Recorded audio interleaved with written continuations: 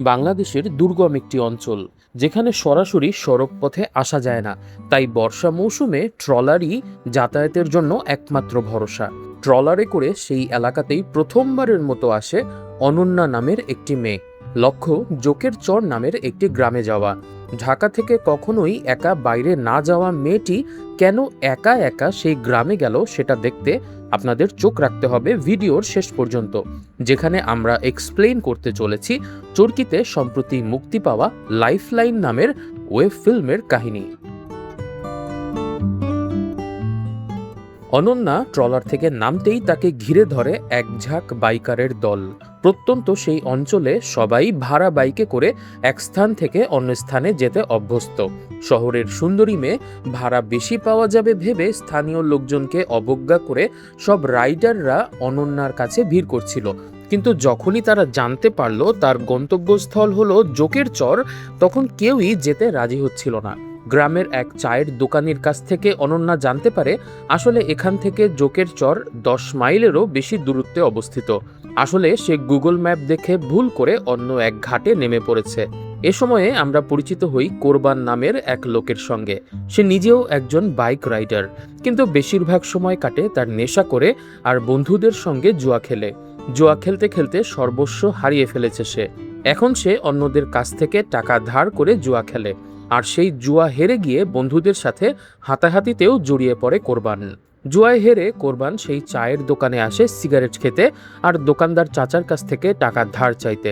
তখন দোকানদার চাচা কোরবানকে বলে অনন্যাকে জোকের চরে নামিয়ে দিতে, কিন্তু এত দূর যাওয়া লাগবে বলে কোরবান শুরুতে রাজি হচ্ছিল না।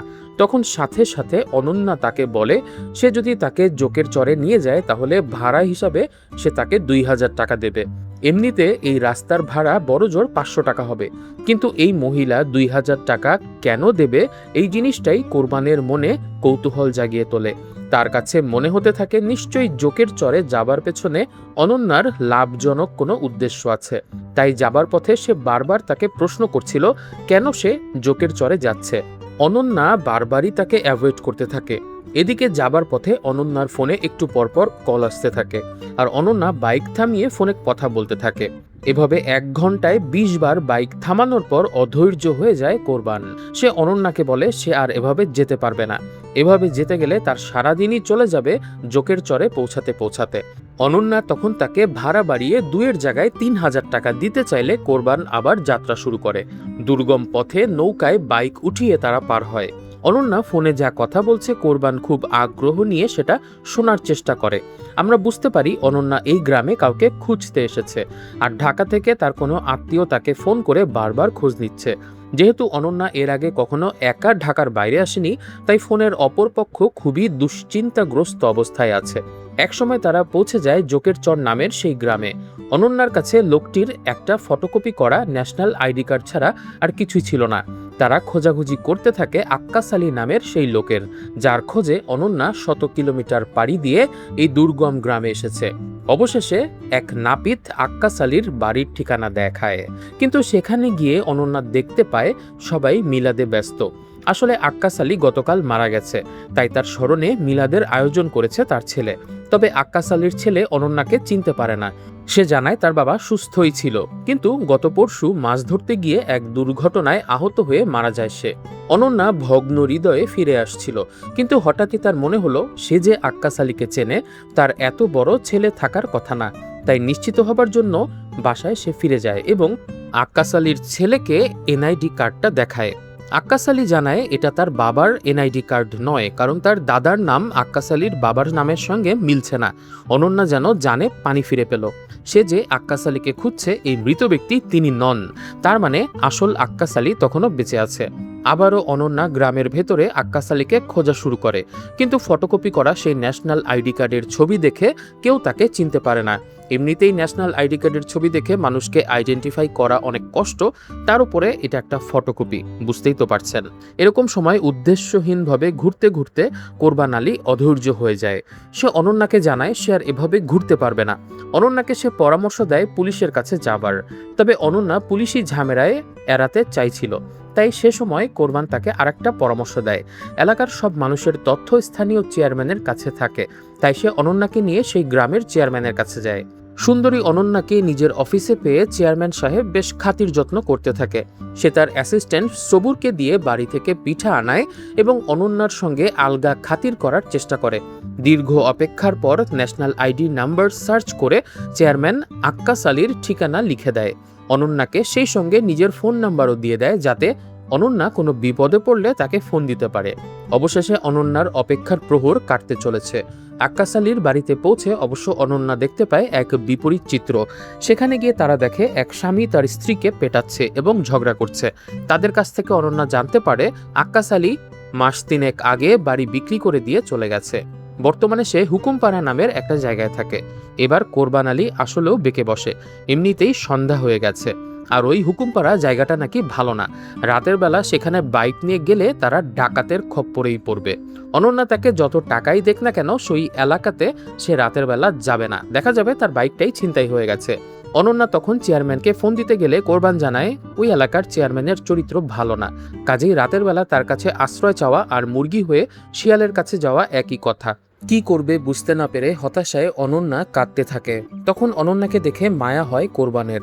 কোরবান একটি মেয়েকে ভালোবাসত, কিন্তু সে ছিল গরিব। তার সঙ্গে জুয়ার নেশার কারণে কোরবান জীবনে কিছুই সঞ্চয় করতে পারেনি কখনো। তাই মেয়েটি তাকে বিয়ে না করে বিয়ে করেছিল এক ধনী লোককে। সেই মেয়েটির শ্বশুর বাড়ি এই এলাকাতেই। কোরবান সিদ্ধান্ত নেয় সে অনন্যাকে সেই বাড়িতে নিয়ে যাবে, যাতে রাতটা অনন্যা সেখানে আশ্রয় নিতে পারে। পরদিন সকালে তারা না হয় আক্কাস আলীর খোঁজে বের হয়ে পড়বে। হঠাৎ করে প্রাক্তন প্রেমিককে নিজের শ্বশুর বাড়িতে আসতে দেখলে যে কোনো মেয়েই রাগ করবে। আর কোরবানের প্রেমিকা যখন দেখলো তার সাবেক প্রেমিক এক শহুরে সুন্দরী মেয়েকে নিয়ে এসেছে, তখন সে আরও রেগে যায়। এক পর্যায়ে সে সরাসরি কোরবানকে বলেই বসে যে সে তার বাড়িতে এসেছে শহরের মেয়ে নিয়ে ফুর্তি করতে। কোরবান তখন রেগে তার প্রেমিকাকে থাপ্পড় মারে। এর মধ্যে অনন্যাকে বাসা থেকে ফোন করে প্রেসার দেওয়া হচ্ছিল রাতের বেলা ফিরে আসার জন্য। তার মধ্যে কোরবান এবং তার সাবেক প্রেমিকার হই হুল্লোড় দেখে সে ছুটে আসে। অনন্যা তখন সিদ্ধান্ত নেয় তার জীবনের আসল কাহিনী সে তাদের কাছে তুলে ধরবে। সে কেন আক্কাস আলীর খোঁজে এই গ্রামে এসেছে সেই গল্প বলবে। অনন্যার বাবা একজন রিটায়ার্ড জাজ। ছোটবেলায় মা মারা গেছে তার। এরপর থেকে বাবা আর ফুপুর কাছেই মানুষ হয়েছে সে।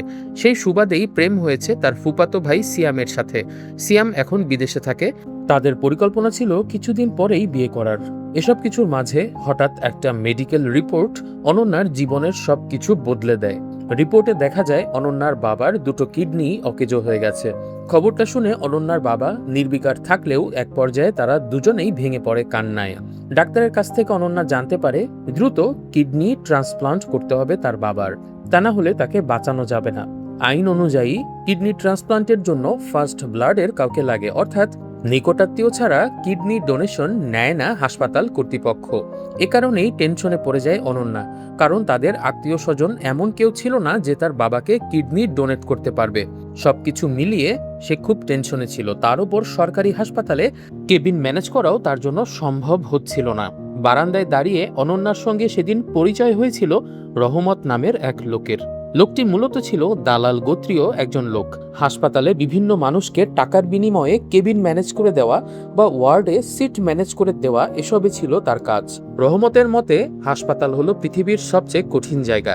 এখানে অনেক আপন মানুষ হয়ে যায় পর, আবার অনেক পর হয়ে যায় আপন। হাসপাতালে আসা রোগীদের আত্মীয় স্বজনের মাথা তখন সঠিকভাবে কাজ করে না, ফলে তারা অনেক ভুল সিদ্ধান্ত নেয়। তাদেরকে পথ দেখানোর জন্যই তার আবির্ভাব। রহমত অনন্যাকে একটা কার্ড দিয়ে যায়।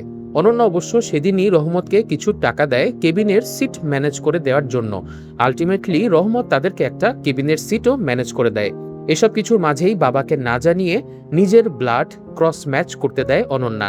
ডাক্তার বলে তার বাবার সঙ্গে প্রায় 100% ম্যাচ হয়ে গেছে, কাজেই অনন্যা চাইলেই তার কিডনি ডোনেট করতে পারবে তার বাবাকে।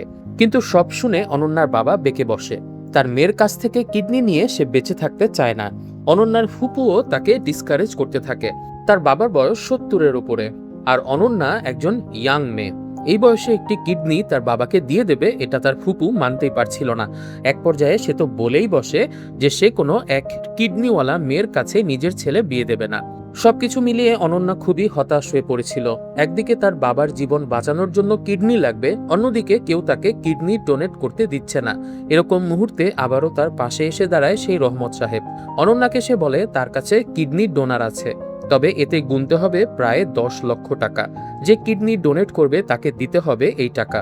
তারপর আইন অনুযায়ী যেহেতু কিডনি বেচাকেনা নিষিদ্ধ, তাই এই লোকটিকে অনন্যাদের আত্মীয় হিসেবে প্রমাণ করার জন্যও কিছু কাগজপত্র রেডি করতে হবে। তবে এত টাকা অনন্যা কিভাবে ম্যানেজ করবে বুঝতে পারছিল না। সেই মুহূর্তে তার ফুপু বলে প্রয়োজন হলে নিজের গহনা বিক্রি করে সে টাকা দেবে, তারপরও এই লোকের কাছ থেকেই কিডনি ম্যানেজ করতে। অগত্যা রহমত সাহেবের অফারে রাজি হয় অনন্যা। শর্ত মতে তাকে 3 লাখ টাকা অ্যাডভান্স দেওয়া হয়। কিছুদিন পরে রহমত আক্কাস নামের এক লোককে নিয়ে আসে। অনন্যার কাছে মনে হয়েছিল এই আক্কাস সাহেব গ্রামের সহজ সরল একজন মানুষ, হয়তো অভাবের তাড়নায় পড়ে সে কিডনি বিক্রি করতে বাধ্য হয়েছে। আক্কাস আলীর ব্লাড টেস্ট করা হয় এবং তার সঙ্গেও ক্রস ম্যাচ করে যায় অনন্যার বাবার ব্লাড। এর মধ্যে অনন্যার বাবা একটু বেশি অসুস্থ হয়ে পড়েন। ডাক্তাররা তখন পরের সপ্তাহেই তাদেরকে অপারেশনের ডেট দেন। এছাড়াও পরের সপ্তাহে বিদেশ থেকে সিঙ্গাপুরের কয়েকজন ডাক্তারের সেমিনারে আসার কথা বাংলাদেশে। তাই ডাক্তার সাহেব চাচ্ছিলেন সিঙ্গাপুরের বিশেষজ্ঞ ডাক্তারদের উপস্থিতিতেই অনন্যার বাবার অপারেশন করতে। সে সময় অনন্যা রহমতকে ফোন করে দ্রুত আক্কাস আলীকে নিয়ে আসতে বলে হাসপাতালে। কিন্তু রহমত অনন্যাকে জানায় আক্কাস আলী নাকি হঠাৎ বেঁকে বসেছে। সে 10 লাখের অর্ধেকই নাকি অ্যাডভান্স হিসাবে চাচ্ছে, তা না হলে সে নাকি কিডনি দেবে না। অর্থাৎ আগের 3 লাখের সাথে আরো 2 লাখ টাকা তাকে অ্যাডভান্স দিতে হবে। আসলে অনন্যার কাছে আর কোনো উপায় ছিল না, তাই সে রহমত সাহেবের সঙ্গে দেখা করে এবং তাকে আরো 2 লাখ টাকা বুঝিয়ে দেয়।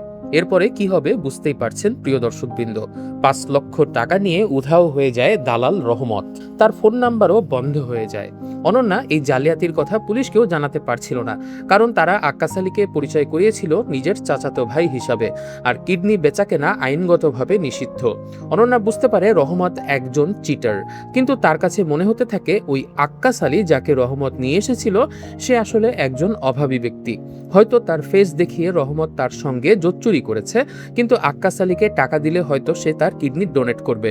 আক্কাস আলীর ব্যাপারে অনন্যা কিছুই জানতো না, শুধুমাত্র ক্রস ম্যাচিং এর দিন রহমত আক্কাস আলীর এনআইডির একটা ফটোকপি তাকে দিয়েছিল।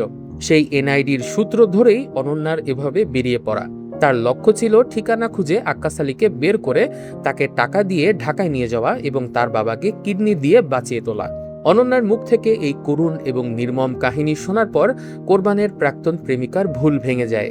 নিজের রূঢ় আচরণের জন্য সে অত্যন্ত লজ্জিত ও অনুতপ্ত হয়ে অনন্যার কাছে ক্ষমা প্রার্থনা করে এবং পরম যত্নে তাদের রাতের খাবারের ব্যবস্থা করে দেয়। পরদিন সকালে অনন্যা ও কোরবান পুনরায় আক্কাস আলীর খোঁজে বের হয়। এবার গ্রামের মানুষেরা আক্কাস আলীকে চিনতে পারে এবং তার বর্তমান ঠিকানা দেখিয়ে দেয়। কিন্তু অনন্যা সেখানে গিয়ে দেখতে পায় তার বাড়ির সদর দরজা বাইরে থেকে বন্ধ। প্রতিবেশীদের কাছ থেকে তারা জানতে পারে যে আক্কাস আলী মারাত্মক অসুস্থ অবস্থায় স্থানীয় একটি হাসপাতালে চিকিৎসাধীন অবস্থায় আছে। খবর পেয়ে তারা দুজন তক্ষুনি হাসপাতালে ছুটে যায় এবং সেখানে গিয়ে অত্যন্ত মুমূর্ষু অবস্থায় আক্কাস আলীকে খুঁজে পায়। শয্যাশায়ী আক্কাসের পাশে তখন বসেছিল তার ছোট্ট মেয়ে শিউলি।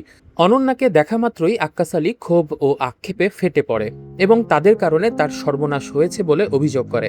অনন্যা প্রথমে বিষয়টির কিছুই বুঝতে না পারলেও পরবর্তীতে আক্কাস আলী নিজের সাথে ঘটে যাওয়া সেই মর্মান্তিক ঘটনার বর্ণনা দিতে শুরু করে। আসলে আক্কাস আলীর ছোট্ট মেয়ে শিউলির হার্টে একটা ফুটা ছিল এবং তার অপারেশনের জন্য প্রচুর অর্থের প্রয়োজন ছিল। মেয়ের চিকিৎসার অর্থ জোগাতে আক্কাস আলী নিজের একমাত্র সম্বল বসতভিটা পর্যন্ত বিক্রি করে দেয়। তারপর মেয়েকে নিয়ে শহরে এসে হাসপাতালে কি করবে তা বুঝতে না পেরে যখন সে দিশেহারা হয়ে পড়েছিল, তখনই ধূর্ত দালাল রহমত তাকে টার্গেট করে। রহমত প্রথমে শিউলির সাথে সখ্যতা তৈরি করে তাকে বিভিন্ন জিনিস খাওয়ায় এবং হাসপাতালের ক্যান্টিনে গিয়ে এক ক্যান্টিন বয়কে 1000 টাকা ধরিয়ে দিয়ে সিন্ডিকেটের মাধ্যমে তাদের একটি সিটের ব্যবস্থা করে দেয়। কিন্তু 1 মাসের চিকিৎসায় আক্কাসের কাছে থাকা সব টাকা শেষ হয়ে যায় এবং ডাক্তার জানায় যে মেয়েকে পূর্ণাঙ্গ সুস্থ করতে আরও 5 লক্ষ টাকা জরুরি প্রয়োজন। সাহায্যের জন্য আকুল আক্কাস আলীকে তখন রহমত কিডনি বিক্রির প্রস্তাব দেয়। হাসপাতালের এক নার্সের কাছ থেকে একটি কিডনি নিয়েও মানুষ বেঁচে থাকতে পারে এই কথা জানতে পেরে নিরুপায় বাবা আক্কাস আলী রাজি হয়ে যায়। তারপর মেয়েকে গ্রামে রেখে আক্কাস আলী পুনরায় ঢাকায় আসে এবং তার কিডনি পরীক্ষা করা হয়। আসলে ধূর্ত রহমতের মূল পরিকল্পনা ছিল অত্যন্ত জঘন্য। সে একদিকে অনন্যার কাছ থেকে অগ্রিম টাকা হাতিয়ে নেয়, আবার অন্যদিকে অনন্যাকে না জানিয়ে আরও বেশি টাকার বিনিময়ে অন্য এক পার্টির কাছে আক্কাসের কিডনি বিক্রি করে দেয়।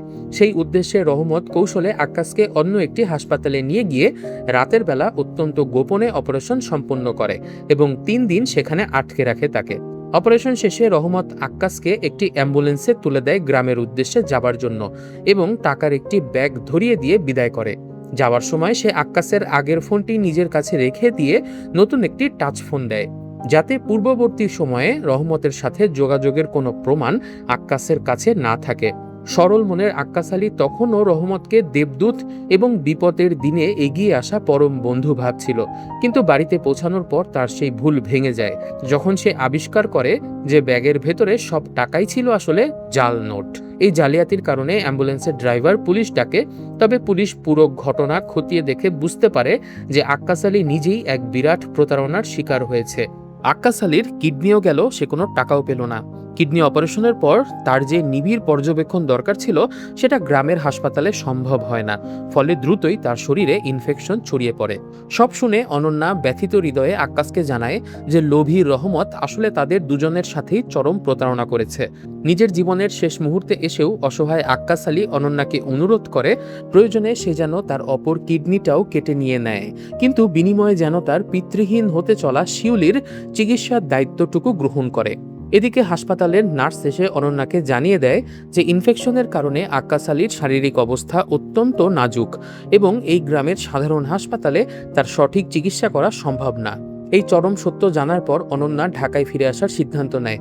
সে মনে মনে স্থির করে যে একজন বাবা যদি তার সন্তানকে বাঁচাতে নিজের জীবন বাজি রেখে দুটি কিডনি দিয়ে দিতে প্রস্তুত থাকে, তবে সে একজন সন্তান হয়ে নিজের বাবাকে বাঁচাতে কেন নিজের একটি কিডনি দেবে না। নিজের মনের ভয় এবং সব অস্বস্তিকে জয় করে এবং আত্মীয় স্বজনের বাধা সত্ত্বেও সে নিজেই বাবাকে কিডনি দান করার চূড়ান্ত সিদ্ধান্ত নেয়। অপারেশন টেবিলে ঢোকার ঠিক আগ মুহূর্তে অনন্যা কোরবান আলীকে ফোন করে। সে আগেই বুঝতে পেরেছিল যে মারাত্মক ইনফেকশনে আক্রান্ত আক্কাস আলী হয়তো আর বেশি দিন বাঁচবে না, তাই সে কোরবানকে শিউলির দায়িত্ব নেওয়ার অনুরোধ জানায়। অনন্যার আশঙ্কাই সত্যি হয় এবং কিছুদিন পরেই হাসপাতালে চিকিৎসাধীন অবস্থায় আক্কাস আলীর শেষ নিঃশ্বাস ত্যাগ করে। এই ঘটনার পর দীর্ঘ 6 মাস কেটে যায়। কোরবানের প্রাক্তন প্রেমিকার প্রচ্ছন্ন সহায়তা এবং কোরবানের সার্বিক তত্ত্বাবধানে অনন্যা শিউলির সমস্ত দায়িত্ব নিজের কাঁধে তুলে নেয়। অনন্যার বাবার অপারেশন হয়, শিউলির হার্টেরও সফল অপারেশন সম্পূর্ণ করা হয় এবং সে পুরোপুরি সুস্থ হয়ে ওঠে। অনন্যা কিডনি অপারেশনের ধকল সহ্য করার পর যখন সে সুস্থ হয়ে যায়, তখন সিদ্ধান্ত নেয় শিউলিকে নিজের কাছে ঢাকায় নিয়ে আসবে। শিউলিকে একটি ভালো স্কুলে ভর্তি করিয়ে অনন্যা তাকে নিয়ে ঢাকায় চলে আসে। আর এভাবেই এক নির্মম বাস্তবতার মধ্য দিয়ে লাইফলাইন ওয়েব ফিল্মটির সমাপ্তি ঘটে। প্রিয় দর্শক, লাইফলাইন কথাটির আবিধানিক অর্থ হল জীবন রেখা। মানুষের হাতের একটি রেখাকে জ্যোতিষবিদগণ জীবন রেখা বলে অভিহিত করে, কিন্তু লাইফলাইনের আরেকটি অর্থ আছে, সেটি হলো জীবন রক্ষাকারী বা এমন এক মাধ্যম যা চরম সংকটে পড়া মানুষকে মৃত্যুর মুখ থেকে বাঁচিয়ে তোলে। এই গল্পে অনন্যার অসুস্থ বাবার বেঁচে থাকার জন্য যেমন একটি কিডনি জরুরি ছিল, ঠিক তেমনি নিঃস্ব আক্কাস আলীর কাছে তার হৃদরোগে আক্রান্ত মেয়ের চিকিৎসার অর্থই ছিল একমাত্র জীবনরেখা। ধূর্ত দালাল রহমত মানুষের এই জীবন বাঁচানোর আকুলতা ও অসহায়ত্বকে পুঁজি করেই নিজের প্রতারণার জাল বুনেছিল। শেষ পর্যন্ত সব হারিয়ে আক্কাস আলী যখন মৃত্যুর কোলে ঢলে পড়ে, তখন অনন্যা নিজেই নিজের বাবার জীবন রক্ষক হয়ে ওঠে এবং পিতৃহীন শিউলির দায়িত্ব নিয়ে তাকে নতুন জীবন উপহার দেয়। এক মানুষের জীবন কিভাবে অন্য মানুষের বেঁচে থাকার পরম অবলম্বন হয়ে ওঠে, সেই সুগভীর মানবিক বন্ধনকে নির্দেশ করার কারণেই লাইফলাইন নামকরণটি সার্থক হয়েছে। জীবন কখনো কখনো মানুষের সামনে এমন এক জটিল ও নির্মম সমীকরণ দাঁড় করায়, যেখানে রক্তের সম্পর্ক আর মানবিকতার সীমানা মিলেমিশে একাকার হয়ে যায়। লাইফলাইন ওয়েব ফিল্মটি কেবল এক সাধারণ প্রতারণার গল্প নয়, বরং এটি মানুষের চরম অসহায়ত্ব, অকৃত্রিম ভালোবাসার গভীরতা এবং এক শহুরে তরুণীর আত্মত্যাগের এক অনন্য আখ্যান। নিয়তির নিষ্ঠুর পরিহাসে আক্কাস আলী নামের এক সহজ, সরল ও নিঃস্ব প্রাণ হারিয়ে গেলেও তার রেখে যাওয়া শূন্যতায় অনন্যা ফুটিয়ে তুলেছে এক নতুন আশার আলো।